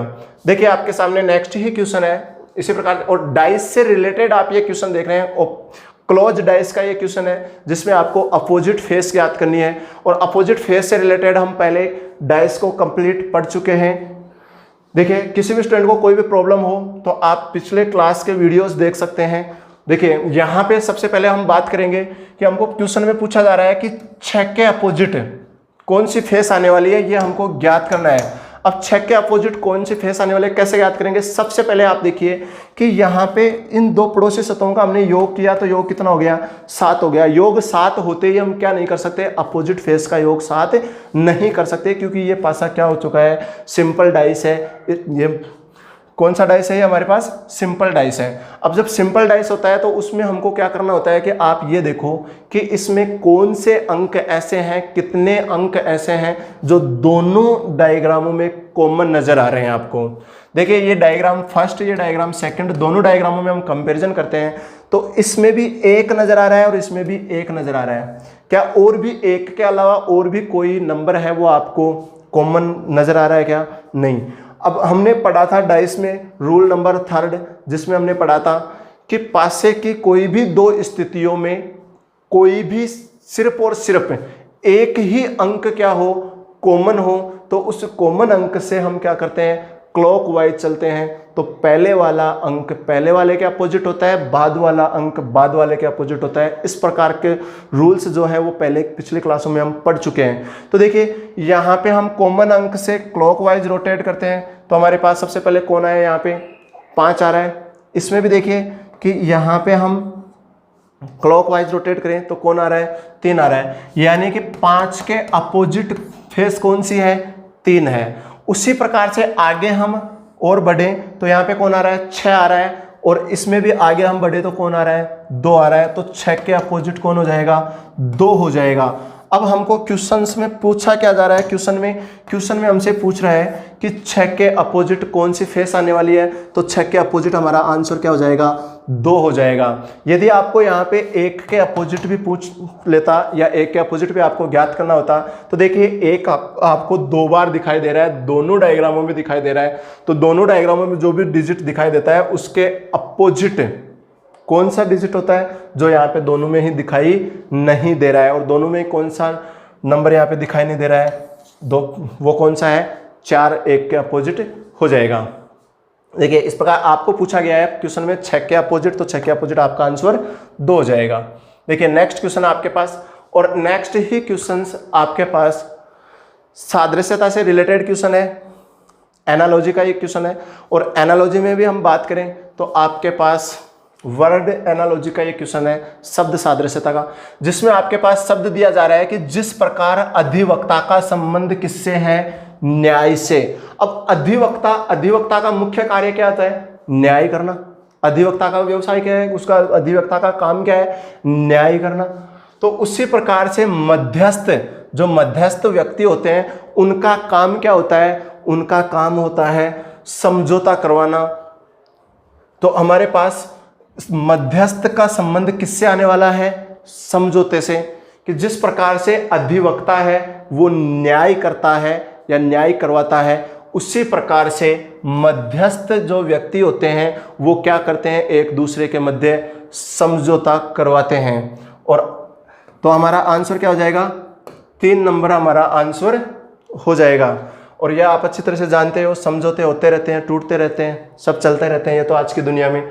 देखिए आपके सामने नेक्स्ट ही क्वेश्चन है, निम्नलिखित 4 शब्दों में से 3 शब्द किसी प्रकार से एक समान है। आपको इसमें क्या करना है कि यहाँ पे आपको 4 वर्ड दिए जा रहे हैं, उनमें से 3 किसी ना किसी प्रकार से एक समान है, और एक वर्ड ऐसा है जो उनसे भिन्न है। उस भिन्न वर्ड की आपको पहचान करनी है। ये डिपेंड करता है कि आपका दिए गए शब्दों के प्रति पहले से कितना जीके आपका क्लियर है, उन शब्दों के बारे में आप पहले से कितना जनरल नॉलेज के रूप में आप जानते हैं। यहाँ पे शब्द दिए जा रहे हैं आपके पास, मूंगफली, सरसों, जीरा और सौंफ। सबके सब हम देख रहे हैं कि क्या है, दिए गए शब्द फसल है हमारे पास, और फसलों से रिलेटेड हम बात करते हैं तो देखिए कि हो सकता है कि कोई ना कोई शब्द, मतलब कि 3 शब्द एक ही फसल से रिलेटेड हो, और एक वर्ड ऐसा आ जाए जो दूसरी फसल से, जैसे कि 3 वर्ड रबी की फसल से हो, एक खरीफ की फसल से हो, इस प्रकार से। पर ऐसा भी हम यहाँ पे देख पा रहे हैं कि मूंगफली और जीरा, सरसों, सौंफ, ये सब इस प्रकार से तो नहीं है। तो फिर हमारे पास किस प्रकार से ये हो सकते हैं, देखिए हम देख रहे हैं कि सरसों, सौंफ, जीरा, मूंगफली, चारों अलग अलग वर्ड।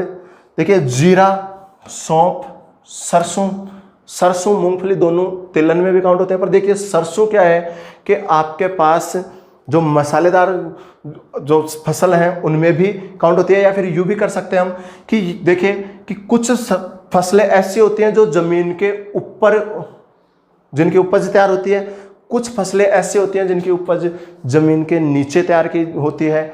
तो यहाँ पे देखिए मूंगफली है वो जमीन के नीचे लगती है, जबकि सरसों, सौंफ, जीरा ये तीनों के तीनों क्या होते हैं, जमीन से ऊपर लगते हैं। तो देखिए हमारा आंसर क्या हो जाएगा, 1 नंबर हमारा मूंगफली है वो आंसर हो जाएगा। क्यों? क्योंकि मूंगफली है वो ऐसी फसल है जो जमीन के अंदर तैयार होती है, जबकि अन्य फसलें जमीन से ऊपर तैयार होती हैं।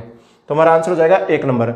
देखिए आगे आपके पास नेक्स्ट ही क्वेश्चन है, और नेक्स्ट क्वेश्चन में आप कथन निष्कर्ष से रिलेटेड ये क्वेश्चन है जिसमें आपको दो कथन दिए जा रहे हैं और उसके बाद में उनसे निष्कर्ष दिए जा रहे हैं। आपको उन कथनों को अच्छे क्या करना है, उन कथनों को 100% सत्य मानते हुए दिए गए निष्कर्षों की पहचान करनी है कि वो सत्य हैं या असत्य हैं। देखिए कथन निष्कर्ष से रिलेटेड कोई भी क्वेश्चन होता है, कथन हमारे पास क्या होते हैं, 100% सत्य होते हैं, चाहे वो प्रकृति के अपोजिट हो। देखिए यहां पे हमारे पास कथन दे रखा है कि कुछ कारें वाहन हैं। अब कुछ कार वाहन हैं, इसका डायग्राम हम बनाना चाहें तो देखिए किस प्रकार से डायग्राम बनने वाला है। कुछ कार वाहन है, अब कार का कुछ पार्ट क्या होगा, वाहन को टच करता हुआ निकलेगा। उसी प्रकार से देखिए कोई भी वाहन चार पहिया नहीं है। आपको कह रखा है अगले ही कथन में कि कोई भी वाहन है वो क्या नहीं है, चार पहिया नहीं है। अब ये कोई भी वाहन है वो चार पहिया नहीं है, इसका मतलब क्या हो जाएगा कि चार पहिया है वो अलग हो जाएगा। तो ये कौन है, चार पहिया वाले कोई भी साधन है, ये क्या हो जाएंगे, अलग हो जाएंगे। अब देखिए आपको प्रश्न में एक बात कह रखा है कि कोई भी वाहन चार पहिया नहीं है, वाहन तो चार पहिया नहीं है, पर ऐसा जरूर हो सकता है कि कुछ कार क्या हो सकती हैं, चार पहिया हो सकती हैं कि ये कौन है, वाहन, और ये कौन हो जाए, चार पहिया।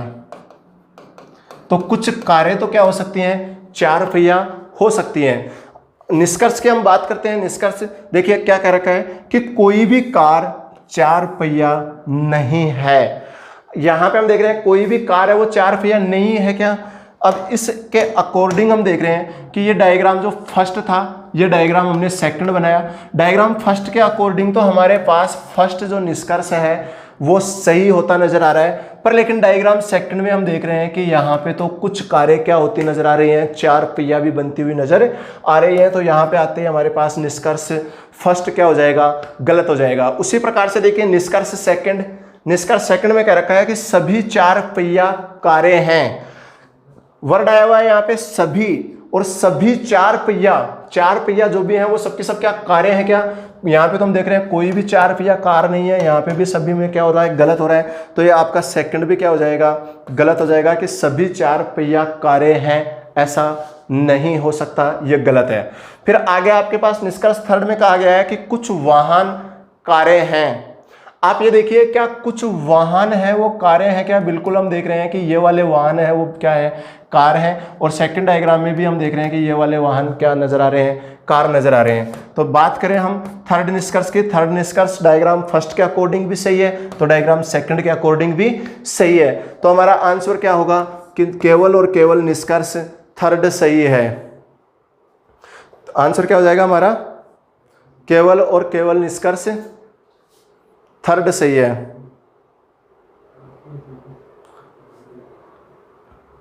देखिए यहां पे आपके पास केवल निष्कर्ष फर्स्ट अनुसरण करता है, केवल निष्कर्ष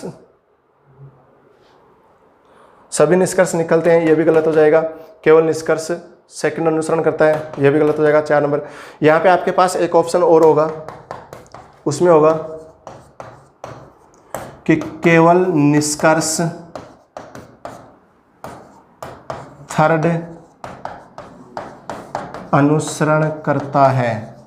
तो आपका आंसर हो जाएगा केवल और केवल निष्कर्ष थर्ड अनुसरण करता है। आपके पास ऐसे ही नेक्स्ट क्वेश्चन है, देखिए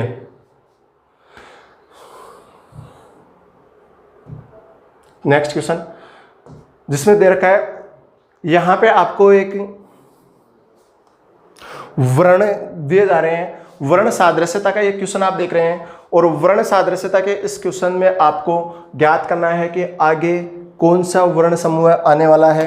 देखिए सादृश्यता में यहाँ पे हमको देखना है कि ये जो फर्स्ट वर्णों का समूह है इससे सेकंड वर्णों का समूह जिस प्रकार से प्राप्त हो रहा है, जो भी रूल लग रहा है उसी रूल के अकॉर्डिंग ये जो थर्ड हमारे पास वर्णों का समूह है उससे फोर्थ कौन सा समूह प्राप्त होगा, ये हमको ज्ञात करना होता है। तो देखिए यहाँ पे हम कंपैरिजन करें, इनमें सिंगल वर्णों से कंपैरिजन करें तो सी से क्या आ रखा है, ए आ रखा है। सी से ए आने के लिए क्या कर देगा, -2 कर देगा, दो वर्ण पीछे चला जाएगा। फिर देखिए ई से क्या रखा है, जी, ई 5 पे आता है, जी 7 पे, यानी कि अब की बार क्या कर दिया 2 कर दिया है। फिर देखिए जी से किस पे आ रखा है, ई पर, और जी 7 पर, ई 5 पर, यानी कि फिर से क्या कर दिया -2। फिर देखिए आई से कहाँ पर जा रहा है, के पर, यानी कि आई 9 पर और के 11 पर, अब की बार फिर से क्या कर दिया है, +2 कर दिया है। इसमें हमारे पास जो रूल चल रहा है वो कौन सा रूल चल रहा है कि एक बार -2 कर रहा है, एक बार +2 कर रहा है, एक बार -2 करना है, एक बार +2 करना है। तो देखिए डी में हम क्या करें, सबसे पहले हमारे पास किससे शुरुआत किया था, -2 से, और डी में -2 करेंगे तो हमारे पास कौन आ जाएगा, बी। फिर एफ में हम क्या करेंगे, +2 करेंगे, तो एफ में +2 करेंगे तो कौन आने वाला है, एच आने वाला है। फिर एच में हम क्या करने वाले हैं, -2, तो हमारे पास कौन आने वाला है, एफ आने वाला है। और जे में +2 करेंगे तो कौन आने वाला है, एल आने वाला है, यानी कि बी एच एफ एल। ऐसा कौन सा ऑप्शन हमारे पास, बी एच एफ एल, ऐसा हमारे पास 3 नंबर ऑप्शन है, वो हमारा आंसर हो जाएगा।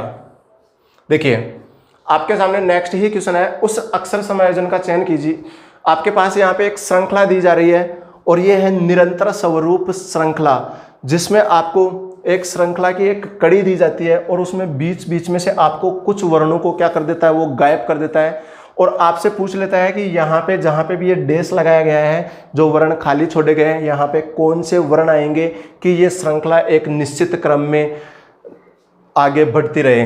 तो देखिए सबसे पहले इस प्रकार के कोई भी क्वेश्चन आए निरंतर स्वरूप श्रृंखला का, तो आपको सबसे पहले इन वर्णों को काउंट करना है कि टोटल कितने वर्ण आए हुए हैं। सबसे पहले इन वर्णों को काउंट करें हम, तो देखिए 1 2 3 4 5 6 7 8 9 10 11 12 13 14 15 16 17 और 18 हमारे पास टोटल वर्ण आए हुए हैं कितने, 18। आपको करना क्या है कि जो 18 वर्ण आए हुए हैं उनके आपको टुकड़े करने हैं और इन 18 वर्णों का आप टुकड़े करोगे तो देखिए इस श्रृंखला का हम पोस्टमार्टम कर दें, टुकड़े कर दें, तो हमारे पास क्या स्थिति आने वाली है। 18 के टुकड़े हम किस प्रकार से कर सकते हैं, 3-3 के टुकड़े करेंगे तो कितने टुकड़े होंगे, 6 टुकड़े होंगे, या फिर 6-6 के टुकड़े करेंगे तो कितने टुकड़े होंगे, 3 होंगे। 2-2 के भी टुकड़े कर सकते हैं तो 9 टुकड़े होंगे, 9-9 के टुकड़े करते हैं तो 2 टुकड़े होंगे। इस प्रकार से हम इन 18 वर्णों के क्या कर सकते हैं, अलग अलग टुकड़े कर सकते हैं, अलग अलग डिवाइड कर सकते हैं इन सबको। देखिए हम यहाँ पे 3-3 के टुकड़े कर रहे हैं। जब भी आपके पास इस प्रकार से कोई क्वेश्चन आए जिसमें 3-3 के या फिर 4-4 के या फिर 5-5 के कोई टुकड़े हो रहे हो, तो सबसे पहले वरीयता दीजिए आप 3 वाले और 4 वाले टुकड़ों को। तो यहाँ पे 3-3 के हम टुकड़े करके देखते हैं, तो ये 3 वर्ण, ये 3 वर्ण, ये 3 वर्ण, ये 3 वर्ण और ये 3 वर्ण। इस प्रकार से हमारे पास ये वर्णों के हमने क्या कर दिए हैं, 3-3 के समूह में इनको तोड़ दिया हमने, टुकड़े कर दिए हैं, काट दिया है। तो देखिए आगे हमारे पास इस फर्स्ट जो समूह है इसका कंपैरिजन कीजिए आप सेकंड से, और फिर आगे थर्ड, फिर फोर्थ, फिफ्थ और सिक्स्थ। इस प्रकार से आप देखिए इन सब के बारे में क्या नजर आ रहा है आपके पास।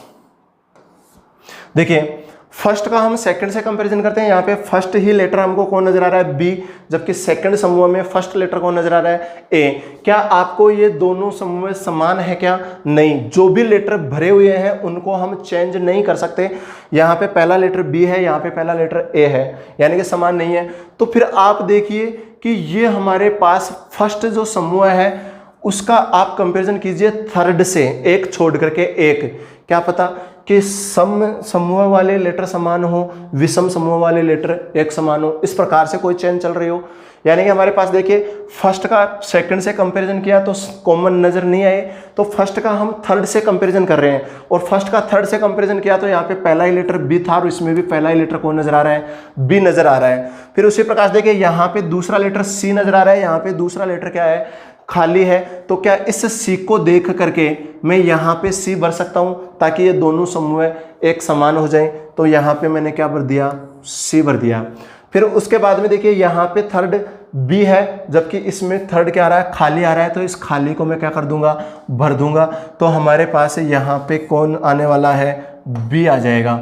देखिए आगे भी सेकंड का कंपैरिजन करेंगे फोर्थ से, तो ए बी, फिर खाली ए बी, और यहाँ पे फिर से क्या आ रहा है, बी आ रहा है, तो यहाँ पे भी क्या भर देंगे, बी भर देंगे। उसी प्रकार से देखिए थर्ड का कंपैरिजन किससे किया जाएगा, फिफ्थ से, और थर्ड का कंपैरिजन फिफ्थ से करते हैं तो यहाँ पे फर्स्ट बी है, सेकंड सी, तो यहाँ पे सी भर दिया जाएगा, थर्ड बी, और यहाँ पे भी क्या है, बी है। अब देखिए सिक्स से कंपैरिजन करेंगे फोर्थ का, तो ए बी बी, तो यहाँ पे भी ए, और यहाँ पे दूसरा खाली है, वहाँ पे क्या भर देंगे, बी भर देंगे। हमने क्या क्या भरा है, देखो C B B C B, हमने क्या क्या भरा है, C B B C B. इस प्रकार से ऐसा जो भी ऑप्शन होगा आपके पास वो क्या हो जाएगा, आपका आंसर हो जाएगा। तो देखिए ऐसा ऑप्शन कि C B B C B, A option आपका कैंसिल हो गया, C B A B C ये भी कैंसिल हो गया, C B B C B. 3 number option देखिए आपका इसी प्रकार से नजर आ रहा है। तो आपका आंसर क्या हो जाएगा, 3 नंबर ऑप्शन हमारा आंसर हो जाएगा।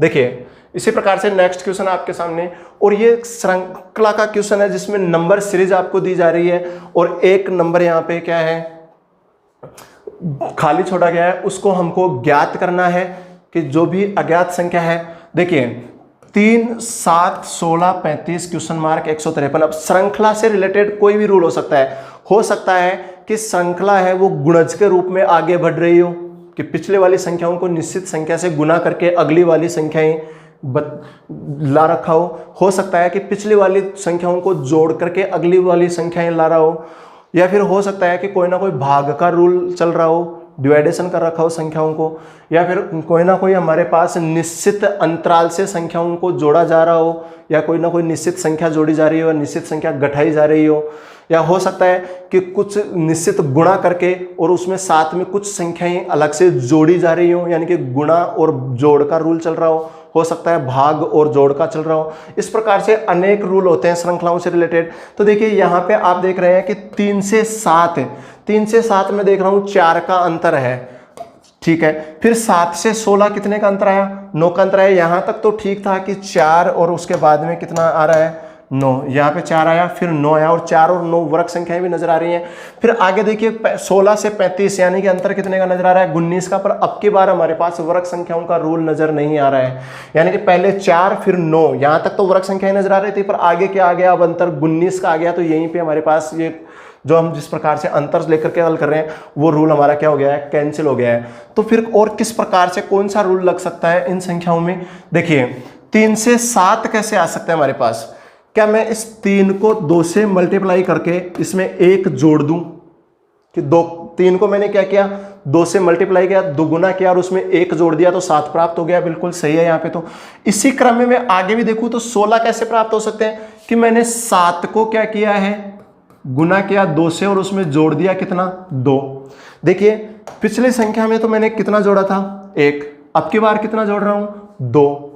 फिर उसी क्रम में देखिए आगे मैं चलना चाहूं तो हमारे पास जो स्थिति है कि 16 से 35 कैसे आ सकते हैं, कि वो ही 16 को गुना तो किया किससे, 2 से, यानी कि पिछली संख्या का क्या किया है, दुगुना किया, और उसके बाद में उसमें कोई निश्चित संख्या जोड़ी जा रही है। और वो किस क्रम में, कि पहले 1 जोड़ा फिर 2 जोड़ा, तो अब की बार कितने जोड़ूंगा, 3 जोड़ दूंगा, और इसमें 3 जोड़ा जाए तो हमारे पास 16 दूनी 32 और 3 क्या 35 प्राप्त हो रहे हैं क्या, बिल्कुल 35 प्राप्त हो रहे हैं। और इसी क्रम में आगे भी हम जानना चाहें तो देखिए सबसे पहले 35 को क्या करना होगा, 2 से गुना करना होगा, और उसके बाद में अब की बार जो जोड़ने का क्रम है वो क्या रहेगा, हमारा जोड़ा क्या जाएगा, अब की बार 4 जोड़ दिया जाएगा।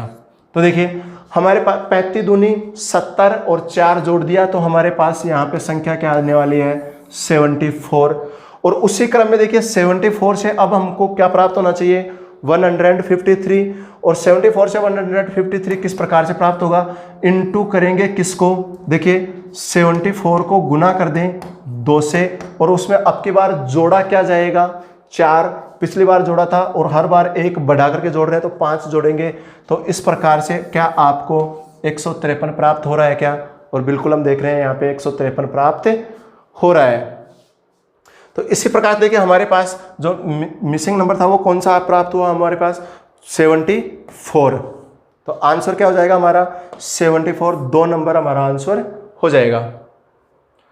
नेक्स्ट ही क्वेश्चन आप देख रहे हैं कोडिंग डिकोडिंग का ये क्वेश्चन है, और कोडिंग डिकोडिंग किसी कूट भाषा में यहाँ पे विक्ट्री को लिख रखा है, CIVSYRO लिखा जाता है, उसी भाषा में ट्रैक्टर को किस प्रकार से लिखा जा रहा है ये आपको बताना है। देखिए सबसे पहले हमारे पास जो पिछले वर्ण की जो कोडिंग दी जा रही है उसको समझो आप। उसमें क्या परिवर्तन किया जा रहा है, इसमें लिखा जा रहा है VICTORY, और इसको किस प्रकार से लिखा जा रहा है कि इसको CIV, फिर उसके बाद में देखो S, फिर उसके बाद में लिख रखा है YRO, ये लिखा जा रहा है। अब सबसे पहले इस कोडिंग को हम पहचान करें तो देखिए हमारे पास जो बीच वाला अक्षर है, बीच वाले अक्षर में आपको कोई परिवर्तन नजर आ रहा है क्या कि T है वो 20 पे आता है, 20 पे आता है, S 19 पे आता है, और इन दोनों को क्या कर रखा है कि 20 में एक कम करके यहाँ पे क्या कर दिया उसने -1 कर दिया मिडिल लेटर में। जबकि साइड वाले देखिए उन दोनों को ये क्या कर रखा है 3-3 के समूह बना करके क्या कर रखा है क्रॉस में लिख रखा है। साइड वालों को क्या कर रखा है 3-3 का समूह बना करके क्रॉस कोडिंग का रूल लगा रखा है, और मिडिल जो लेटर है उसमें क्या कर रखा है -1 कर रखा है। तो इसी प्रकार से हमारे पास जो शब्द आया हुआ है इसमें जो मिडिल लेटर है कौन I, इस I में तो हम क्या कर देंगे -1 कर देंगे, तो कौन आने वाला है H आ जाएगा। उसमें -1 किया तो H आ गया I में। शुरुआती 3 को क्या करना है क्रॉस में लिखना है, जैसे कि पिछले कोडेड में लिख रखा है, तो यहाँ पे क्रॉस में लिखेंगे तो A R और T, फिर अंतिम 3 को भी क्रॉस में लिखना है तो R O T। ऐसा कौन सा ऑप्शन आपको नजर आ रहा है कि A R T, देखिए A R T, फिर यहाँ पे क्या आ गया J आ गया, जो कि क्या हो गया गलत हो गया। ए ऑप्शन गलत हो गया था, बी भी गलत हो गया, सी भी क्या हो गया गलत हो गया। डी ऑप्शन देखिए ARTH फिर ROT, और ROT तो हमारा आंसर कौन सा हो जाएगा 4 नंबर ऑप्शन हमारा आंसर हो जाएगा। इसी प्रकार से देखिए आपके पास नेक्स्ट ही क्वेश्चन है, और नेक्स्ट क्वेश्चन में आपको एक संख्याओं का समूह दे रखा है। सादृश्यता से रिलेटेड ये क्वेश्चन है, जिसमें नंबर सादृश्यता से रिलेटेड क्वेश्चन पूछा जा रहा है कि 36 और 84 में क्या रिलेशन है। 36 और 84 में जो रिलेशन है वही रिलेशन आपके पास इनमें से कौन से ऑप्शंस में है। तो देखिए यहाँ पे 36 और 84 में हम रिलेशन देखना चाहें तो देखिए 36 से 84 कैसे प्राप्त किए जा सकते हैं। 36 से 84 हो सकता है कि इन संख्याओं को वो क्या कर रखा हो गुणज के तौर पर ले रखा हो सकता है कि ये कोई वर्ग संख्या ले रखा हो। वर्ग संख्याओं के तौर पर देखिए तो 36 तो वर्ग संख्या है पर 84 नहीं है, और ऑप्शंस में भी हम देखना चाहें तो हमारे पास कोई भी वर्ग संख्याएं नजर नहीं आ रही हैं। फिर देखो 36 का हम दुगुना कर दें तो हमारे पास कितना आ जाता है 72, पर लेकिन यहाँ पे तो क्या दे रखा है 84, यानी कि दुगुना भी नहीं किया जा रखा। तो फिर कौन सा रूल लग सकता है यहाँ पे। तो ऐसा भी हो सकता है कि ये दोनों संख्याएं किसी ना किसी एक संख्या के क्या हो गुणज हो। जैसा कि हम देख रहे हैं कि 36 है वो 12 का गुणज नजर आ रही है हमको कि ये 12 का क्या है थर्ड गुणज है, तीसरा गुणज है, 12 36, और 84 भी 12 का ही गुणज नजर आ रहा है कि 12 का 7वां गुणज, 12 संते 84। यानी कि हमारे पास जो भी संख्याओं का समूह दिया जा रहा है वो किसी ना किसी संख्या का तीसरा और 7वां गुणज के रूप में दिया जा रहा है। तो ऐसा ही रूल आप देखिए कि आपके पास कौन से ऑप्शंस में ये लग रहा है। तो यहाँ पे 27 को किसी संख्या का कौन सा गुणज होना चाहिए तीसरा गुणज होना चाहिए। तो क्या 9 का तीसरा गुणज 27 है क्या, तो 9 का तीसरा गुणज हमको पता है क्या होता है 27 होता है। उसी प्रकार से अब उसी संख्या का 7वां गुणज अगली संख्या होनी चाहिए, तो 9 का 7वां गुणज 9 7 63, और वही हमको दे रखा है। तो हमारा आंसर क्या हो जाएगा उसी रूल के अकॉर्डिंग 1 नंबर ऑप्शन हमारा आंसर हो जाएगा। जबकि आप आगे देखोगे तो देखिए बी नंबर ऑप्शन को भी आप चेक करोगे 21 7 का तीसरा गुणज तो है, पर आगे भी 7 का 7वां गुणज आना चाहिए था, वो 49 होता है, इसमें 51 आ रहा है, इस वजह से ये कैंसिल हो जाएगा। ये देखो 19 से 57 तो आ रहा है, तीसरा गुणज तो आ रहा है 19 का तीसरा गुणज 57, पर आगे 7वां गुणज होना चाहिए था, और 19 का 7वां गुणज 133 होता है, यहाँ पे तो 135 आ रहे हैं, तो ये भी क्या हो जाएगा कैंसिल हो जाएगा। फिर आगे भी देखिए 4 नंबर ऑप्शन में 45 15 का थर्ड गुणज तो है, पर आगे 15 का 7वां गुणज की हम बात करें तो 105 होने चाहिए था, पर यहाँ पे तो 95 है, तो ये भी क्या हो जाएगा गलत हो जाएगा। इस प्रकार से आपका आंसर क्या होने वाला है 1 नंबर ऑप्शन आपका आंसर हो जाएगा।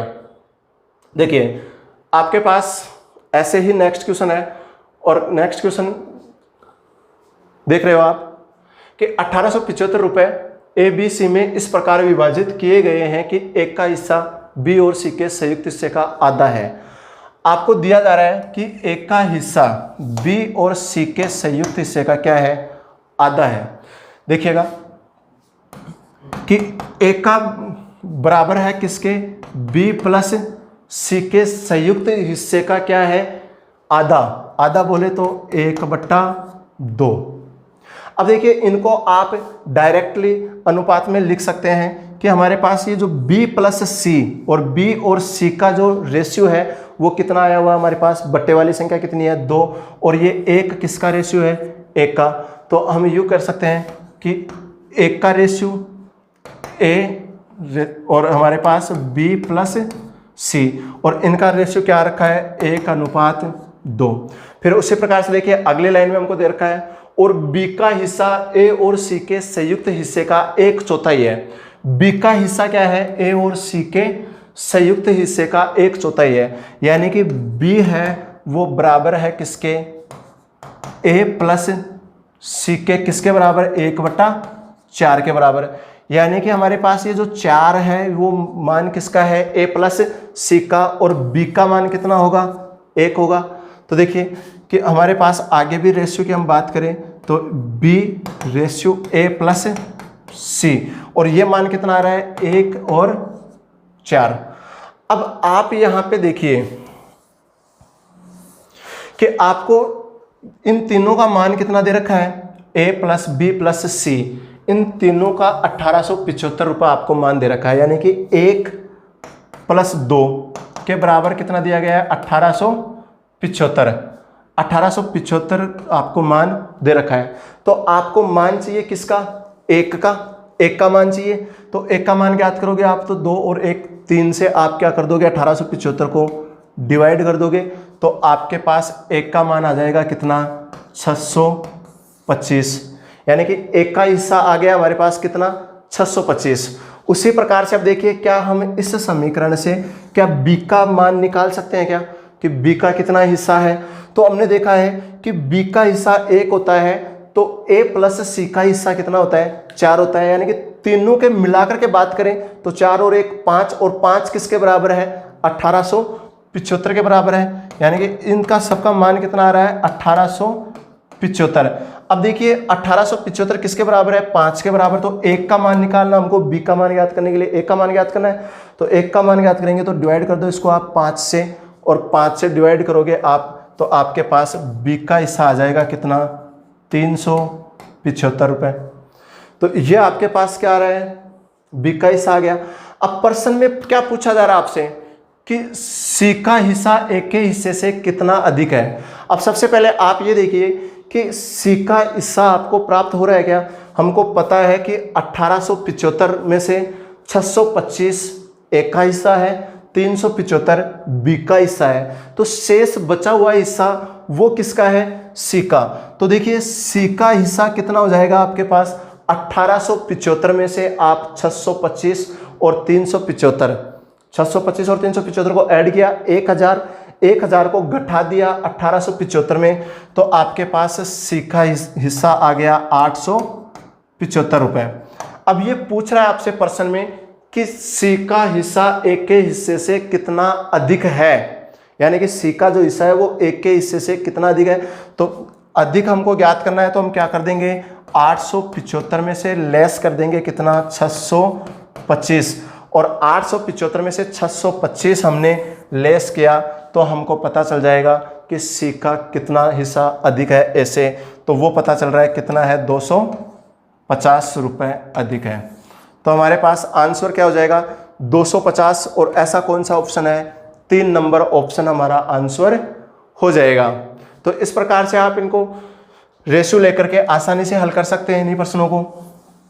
देखिए आपके पास ऐसे ही नेक्स्ट क्वेश्चन है, और नेक्स्ट क्वेश्चन आप देख रहे हैं कि 2 शब्द दिए जा रहे हैं आपको और उनका संबंध दे रखा है, सादृश्यता दे रखा है कि पुस्तक ज्ञानकोश, कि पुस्तक का ज्ञानकोश से जो रिलेशन है, जो संबंध है, वही संबंध हमारे पास जो आए हुए ऑप्शंस हैं उनमें किसका है। तो देखिए पुस्तक और पुस्तक का हम कंपैरिजन करते हैं ज्ञानकोश से, तो क्या होता है कि पुस्तक में क्या होता है, ज्ञान कोश होता है। उसी प्रकार से क्या वृक्ष है, वो वृक्ष में क्या वन होता है क्या, नहीं। अब यहाँ पे देखिए सरीसृप और अजगर, बिल्कुल हमको पता है कि अजगर है वो क्या है, एक सरीसृप प्रजाति में पाया आता है कि अजगर सरीसृप, सरीसृप कौन से, जो रेप्टिले जीव होते हैं वो कौन से होते हैं, सरीसृप जीव, और उनमें कौन काउंट होता है, अजगर भी उन्हीं में आता है। तो जिस प्रकार से ज्ञान कोश किस में आता है, पुस्तकों के अंतर्गत आता है, उसी प्रकार से अजगर भी सरीसृप प्रजाति में आता है। तो आपका आंसर हो जाएगा कौन सा, 2 नंबर ऑप्शन आपका सही हो जाएगा। लकड़ी फर्नीचर ये भी गलत हो जाएगा, और टेनिस और बॉल ये भी गलत हो जाएगा कि टेनिस का बॉल से जो रिलेशन है यहाँ पे ये भी क्या है, गलत है। तो देखिए आपका आंसर हो जाएगा 2 नंबर ऑप्शन। आगे भी नेक्स्ट क्वेश्चन है आपके पास, और नेक्स्ट क्वेश्चन आप देख रहे हैं मैथमेटिकल ऑपरेशन का ये प्रश्न है। और सबसे पहले मैथमेटिकल ऑपरेशन में हम क्या करते हैं, बोर्डमास के रूल के अकॉर्डिंग हल करते हैं। तो यहाँ पे जो भी साइन आए हुए हैं उनमें सबसे पहले किसको हल किया जाता है, भाग को, फिर गुणा को, फिर उसके बाद में जोड़ को, और सबसे अंत में किसको हल किया जाता है, बाकी को। यहाँ पे देखिए इस प्रश्न में हमको क्या कर रहा है कि 2 चिन्हों को वो चेंज करवा रहा है कि कौन से 2 चिन्हों को चेंज किया जाए कि हमारे पास जो दिया गया समीकरण है उसका मान क्या हो जाए, सही हो जाए। तो यहाँ पे ए ऑप्शंस के अकॉर्डिंग ही हम चलना चाहें कि प्लस और भाग को दोनों को आपस में क्या कर देना है, इंटरचेंज कर देना है। जहां पे भी प्लस नजर आ रहा है वहां पे तो किसका साइन आने वाला है, भाग का साइन आने वाला है। तो प्लस के स्थान पे तो किसका साइन रख दिया है, भाग का, और जहां पे भी भाग का साइन आया हुआ है वहां पे क्या आने वाला है, प्लस का साइन आने वाला है। तो देखिए अब इस क्वेश्चन को हम हल करें तो सबसे पहले हल कौन होगा, भाग हल होगा। और भाग को हल करें तो 8 में किसका भाग देना है, 12 का। देखिए 8 में 12 का भाग देंगे तो हमारे पास मान क्या आने वाला है, 2/3। और उससे पहले देखिए साइन किसका आ रहा है, माइनस का, कि माइनस का साइन आ रहा है। पहले संख्या आपके पास कितनी है, 12। 8 में मैंने 12 का भाग दिया, 4 से काट दिया तो 2/3 मान आ गया, और आगे मान दे रखा है इंटू 9 + 3। देखिए इंटू, आगे साइन इंटू का आ रहा है और इंटू का साइन आ रहा है तो ये संख्याएं कट जाएंगे। यहाँ पे क्या आ जाएगा, 3 को 2 से गुना किया तो कितना मान आ गया, 6। यहाँ पे मान कितना आ गया, 6। देखिए ये 6 किसका मान आ रहा है, माइनस का, और माइनस के 6 और प्लस के 12 हमारे पास क्या बचेगा, प्लस का 6। और लास्ट में भी मान देखिए किसका क्या बचा हुआ है, प्लस के 3। प्लस के 6 और प्लस के 3 मान कितना आ गया, 9। और पर्सन में भी क्या दे रखा है, बराबर 9। तो हमारे पास दिए गए क्वेश्चंस के अकॉर्डिंग हमारे पास जो ए ऑप्शन है उसमें प्लस और भाग के साइन को आपस में चेंज करने पर दिया गया समीकरण है वो क्या हो जाएगा, समान हो जाएगा, सही हो जाएगा। देखिए ऐसे आपके पास नेक्स्ट क्वेश्चन है, और नेक्स्ट क्वेश्चन में आपको आकृति गिनने से रिलेटेड ये प्रश्न है। इसमें पूछ रहा है कि दी गई आकृति में कितने वर्ग हैं, वर्गों की संख्या आपको काउंट करनी है। और ये पहले हम आकृति गिनने से रिलेटेड 5 क्लासें पहले से पढ़ चुके हैं ऑलरेडी। किसी भी स्टूडेंट को कोई समस्या आए तो आप पिछली क्लास की वीडियोस देख सकते हैं। देखिए इसमें वर्गों की संख्या हम काउंट करें तो यहाँ पे कितने वर्ग हैं, इसकी बात करें।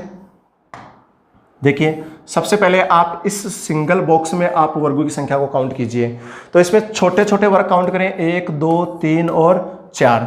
फिर उसी प्रकार से इसमें भी छोटे वर्गों की संख्या बन रही है, तो ये वाला 5, ये वाला 6 7 और ये वाला 8। उसके बाद में अब देखिए कि आपके पास जो ये बड़े वाले जो वर्ग बन रहे हैं उनकी संख्या को आप काउंट कीजिए। 8 के बाद में देखिए ये येलो कलर से जो आपको दिख रहा है ये वाला 9, फिर ये येलो कलर से इधर वाला 10, येलो कलर वाला ये दिख रहे हो आप ये 11, और येलो कलर से ही ये इधर वाला ये आप देख रहे हैं 12। यानी कि 12 वर्ग तो हमारे पास प्राप्त हो चुके हैं। क्या और भी कोई वर्ग बन रहा है क्या, तो देखिए आप, क्या आपको ये वाला एक वर्ग नजर आ रहा है क्या अंदर से, देखिए ये जो मैंने ग्रीन लाइन से यहाँ पे बनाया है, तो ये वाला एक वर्ग कितना हो गए 13। और एक पूरा का पूरा भार वाला वर्ग देखिए आप, इन सभी चारों बॉक्सों को मिला दिया जाए तो क्या भार वाला एक बड़ा और बन जाता है क्या, तो एक ये बड़ा वाला। तो यानी कि टोटल वर्गों की संख्या क्या आ चुकी है हमारे पास, टोटल वर्गों की संख्या क्या हो जाएगी, 14 हमारा आंसर हो जाएगा, सी ऑप्शन। देखिए इसी प्रकार नेक्स्ट क्वेश्चन आपके पास, और नेक्स्ट क्वेश्चन आप देख रहे हैं कि दर्पण प्रतिबिंब से रिलेटेड ये क्वेश्चन है। कह रखा आपको कि आकृति के दाईं ओर दर्पण को रख दिया जाए। देखिए दर्पण को आप चाहे आकृति के लेफ्ट साइड की ओर रख दो, राइट साइड की ओर रख दो, कभी कोई इफेक्ट नहीं होता है। तो यहाँ पे सबसे पहले हम बात करें कि दर्पण को रखा कहाँ पे जा रहा है, राइट साइड की ओर, यहाँ पे ये दर्पण को रखा जा रहा है। देखिए दर्पण के पास में आकृति का जो वाला भाग पास में है वो दर्पण में भी पहले ही दिखाई देगा, पास में ही दिखाई देगा। जैसे अभी आप देख रहे हैं ये वाला भाग दर्पण के बिल्कुल पास में है, तो यहाँ पे ये वाला भाग आपको दर्पण के बिल्कुल पास में दिखाई देगा, ये वाला भाग। उसके बाद में देखिए कि यहाँ से ये लाइन ऊपर की ओर तिरछी जा रही है, तो यहाँ से ये लाइन ऊपर की ओर क्या जाएगी, इस प्रकार से तिरछी जाएगी। देखिए ये वाली लाइन इस प्रकार से क्या जा रही है, ऊपर की ओर तिरछी जा रही है। उसके बाद में आप देख रहे हैं कि आगे यही लाइन तिरछी जाने के बाद में आगे जाकर के क्या हो रही है, सीधी हो रही है। तो यही लाइन आगे जाकर के क्या जा रही है, सीधी जा रही है। उसके बाद में यहाँ से देखिए कुछ दूरी के बाद यहाँ से एक ये लाइन निकल करके यहाँ से तिरछी जा रही है ऊपर वाले कोने तक। तो ये लाइन यहाँ से निकल के ऊपर वाले कोने तक क्या जा रही है, तिरछी जा रही है। उसके बाद में इस कोने से भी एक लाइन निकल के यहाँ पे आ रही है, और ये इस प्रकार से आपके पास आकृति बनी हुई है। यहाँ पे एक ये डॉट लगा हुआ है। देखिए ये रेखाएं आप देख रहे हैं कि इस प्रकार से ये तिरछी लाइनें हैं, तो इस प्रकार से यहाँ पे दर्पण लगा हुआ है, तो ये इधर से इस प्रकार से ये तिरछी रेखाएं होने वाली हैं। कैसे, जैसे कि आपको इस आकृति में देख रहे हैं कि इस प्रकार से आपके पास ये वाली जो रेखाएं हैं वो इस प्रकार से तिरछी आने वाली हैं। तो ऐसा ऑप्शन से देखिए आप कौन सा ऑप्शन आपको नजर आ रहा है, ए ऑप्शन आपका क्या हो जाएगा, कैंसिल हो जाएगा, क्योंकि इसमें लाइनें देखो कहाँ पे आ रही हैं। 2 नंबर ऑप्शंस में भी देखो स्थिति चेंज हो रही है, 3 नंबर ऑप्शंस में भी देखो लाइनों की संख्या, जबकि 4 नंबर ऑप्शंस देखिए आप, 4 नंबर ऑप्शंस में हमारे पास ये वाली लाइनें यहाँ से बिल्कुल जा रही हैं, और ये लाइन यहाँ से सीधी आगे तक, और उसके ऊपर ये, यानी कि हमारा आंसर कौन सा होने वाला है, 4 नंबर ऑप्शन हमारा आंसर हो जाएगा। तो इस प्रकार से स्टूडेंट हमने ये 2019 में जो एसएससी सीजीएल में आए हुए क्वेश्चंस थे उनके बारे में डिस्कस किया है। Thank you.